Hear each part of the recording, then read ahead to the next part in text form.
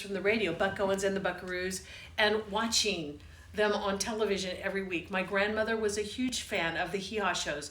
I loved Lawrence Welk. She loved the Buck Owens hee haw, and so we would watch both of them.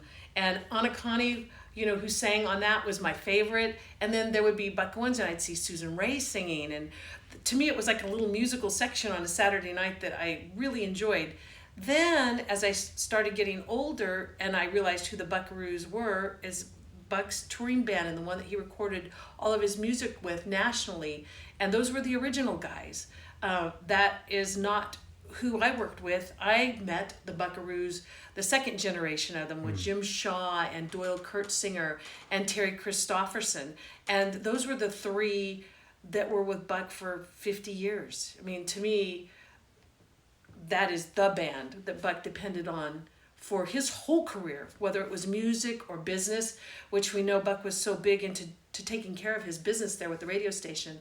But then I worked with them after they had hired me that original time for private jobs that they did around town for corporations and things like that, which was incredible. But Jim Shaw called me one afternoon and he said, "Kim, we had a meeting today and Buck would like to see if you would come and be with us at this place that he is building called the Crystal Palace."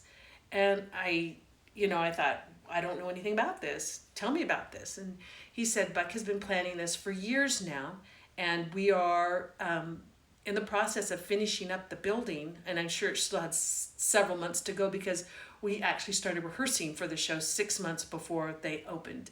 And we used to record in almost like a closet room at KUZZ Radio. And then the Crystal Palace was going to open, and they asked me to be a part of the band when they opened. And we were there. I get to say we for that. I'd already been working with the Buckaroos for about 5 years before the Crystal Palace opened. And I think the Crystal Palace is on 25 years right now. And we worked all the way until COVID-19 hit. Literally worked one night, and the next day the place closed down for COVID-19. And then we haven't been back.